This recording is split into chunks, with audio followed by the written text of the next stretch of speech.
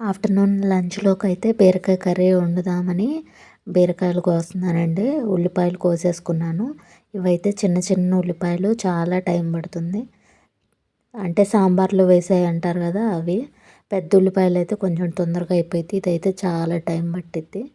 ఇగోండి పచ్చిమిరకాయలు, ఉల్లిపాయలు, కరివేపాకు కోసుకొని పక్కన పెట్టి, బీరకాయ కూరలోకి పచ్చెనపప్పు వేస్తే బాగుండిద్ది కదా, అందుకని నేనైతే ఉడకబెట్టేసి కొంచెంసేపు నానబెట్టి ఆ తర్వాత ఉడకబెట్టి పక్కన పెట్టేసుకున్నాను. ఈలోపు ఈ కూరగాయలు కోసుకుందామని చెప్పి.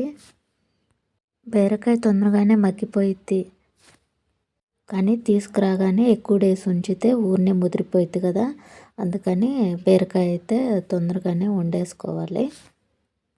ఊరక పైన అలా గీరేసుకుంటే, చూసారు కదా చాకుతో నేను ఎలా చేస్తున్నానో, అలా తీసుకుంటే సరిపోయిద్ది. బాగా ఏం తోలేం తీయక్కర్లేదు. మార్నింగ్ బ్రేక్ఫాస్ట్గా అయితే ఉప్మా చేద్దాం అనుకుంటున్నా అండి. అంటే ఇంట్లో దోసపిండి కానీ ఇడ్లీ పిండి కానీ ఏమీ లేదు. ఉప్మా అయితే తొందరగా అయిపోయింది కదా, అందుకని ఉప్మా అయితే చేద్దాం అనుకుంటున్నాను. దాంట్లో కూడా కావాల్సిన ఉల్లిపాయ, పచ్చిమిర్చి అంటే వీటిల్లోనే కొంచెం తీసుకొని వేద్దామని చెప్పేసి అనుకుంటున్నాను. అదిగోండి గోధుమ రవ్వ ఉప్మా చేద్దామని రవ్వ అయితే ఆ గిన్నెతో తీసుకున్నాను. నాకు ఈ ఉప్మాలో కూడా గోధుమ రవ్వ కాకుండా రవ్వ ఉప్మా, అలాగే సేమియా ఉప్మా ఇవి ఎక్కువ ఇష్టమండి. ఈ గోధుమ రవ్వ ఉప్మా అంతా నచ్చదు. అవే నాకు బాగా నచ్చుతాయి. దాంట్లో చట్నీ వేసుకొని తింటే బాగుండేది కదా రవ్వ ఉప్మాలో. ఇంకా ఇదిగోండి ఉప్మా అయితే అయిపోయింది. ఇంకా నేను బీరకాయ కర్రీ వండుదామని చెప్పేసి ముందైతే బాండీలో కొంచెం ఆయిల్ వేసుకొని, ఆ తర్వాత పోపు దినుసులు. ప్రాసెస్ ఈజీ చేయాలండి. బీరకాయ ఎవరైనా ఈజీగా చేసేసుకుంటారు కదా. నాకు ఏదన్నా కర్రీ వండేటప్పుడు దానికి కావాల్సినవన్నీ ప్లేట్లో చక్కగా అరేంజ్ చేసుకోవడం అంటే నచ్చిద్ది. ఇదిగోండి పచ్చెనపప్పు అయితే ఉడకబెట్టే కదా, అదే మీకు చూపిస్తున్నాను. ఇలా ప్లేట్లో ఉల్లిపాయ, పచ్చిమిర్చి ఇలా వెజిటేబుల్స్ అన్నీ పెట్టేసుకొని ప్రతిసారి మనమేమి అక్కడ ఇక్కడ ఎత్తుక్కోకుండా ఇలా ఒకే చోట పెట్టుకుంటే ఈజీగా ఉంటుంది కదా. నేనైతే ఇలా చేస్తాను. ఇదిగోండి ఆయిల్ అయితే వేడెక్కింది. తర్వాత కొంచెం పోపు దినుసులు, జీలకర్ర వేసుకొని, జీలకర్ర వేసుకుంటే ఎక్కువ డైజెషన్ బాగుంటుంది కదా, అందుకే కొంచెం ఎక్కువ వేసుకోవాలి జీలకర్ర. ఈ వీడియోలో మన సబ్స్క్రైబర్స్కి అయితే థ్యాంక్స్ చెప్పాలనుకుంటున్నా అండి. స్టార్ట్ చేసినప్పుడు అయితే ఒకళ్ళు, ఇద్దరు, ముగ్గురు ఇలాగే వచ్చేవాళ్ళు. ఇప్పుడు అంటే నాకేం పెద్ద కౌంట్ సబ్స్క్రైబర్స్ లేరులేండి, కానీ ఒక్కొక్కళ్ళు సబ్స్క్రైబ్ చేసుకుంటే చాలా హ్యాపీగా ఉంటుంది. కష్టం అంతా మర్చిపోతాం కదా. సబ్స్క్రైబర్స్ అందరికీ పేరు పేరున very very very very thanks అండి.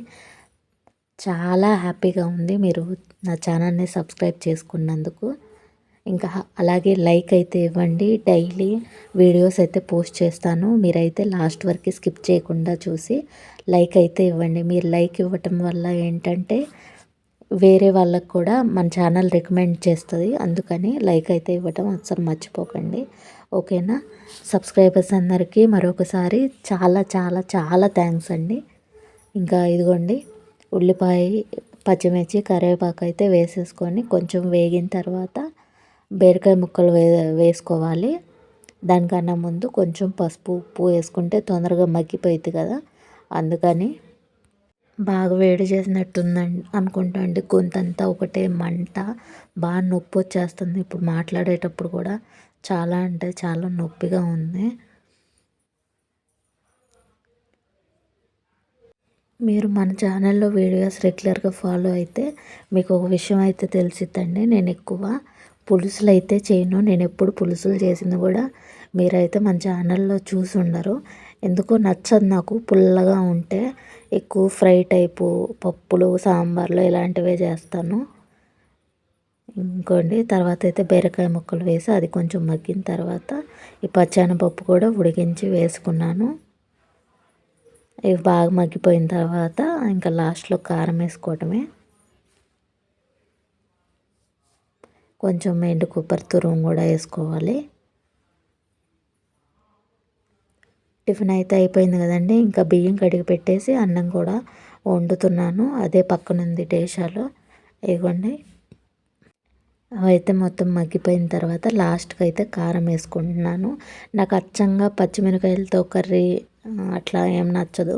కొంచెమన్నా కారం వేసుకుంటేనే నాకు బాగా టేస్ట్ అనిపించిద్ది. ఇంకా ఇదిగోండి కొంచెం కారం వేసుకున్న తర్వాత ఆయిల్లో కొంచెం వేయించుకుంటే కర్రీ అయితే రెడీ అయిపోయిద్ది. ఇంకా మూత పెట్టేసుకొని ఒక 5 మినిట్స్ అలా కారం వేసుకున్న తర్వాత ఉంచేస్తే కర్రీ రెడీ అయింది. అన్నం కూడా ఉడికిపోయిందండి. అంటే నీరు తీస్తే సరిపోయిద్ది. ముందు కర్రీ వండుకొని నెక్స్ట్ అయితే అన్నం వండుతాను, వేడి వేడిగా చేసుకోవచ్చని. ఇదిగోండి ఇదైతే మా హస్బెండ్ ఈ డెజర్ట్స్ అవి తీసుకొచ్చారు. పోయినసారి కూడా వేరే తీసుకొచ్చారు. అవి కూడా మీకు చూపించాను కదా. కానీ నాకు ఈసారి అంత టేస్ట్ నచ్చలేదండి. పోయినసారివే నాకు బాగున్నాయి. ఇదిగోండి ఇవే నాకు ఎక్కువ నచ్చాయి. ఎందుకో టేస్ట్ ఎక్కువ అనిపించలేదు. ఇంకా ఇదండి ఈరోజు వీడియో. మీకు నచ్చిందనే అనుకుంటున్నాను. నచ్చితే కనుక తప్పకుండా లైక్ చేయండి. అలాగే సబ్స్క్రైబ్ చేసుకొని వాళ్ళు మన ఛానల్ని అయితే సబ్స్క్రైబ్ చేసుకొని చూడండి. మరొక మంచి వీడియోతో మీ ముందుకు వస్తాను.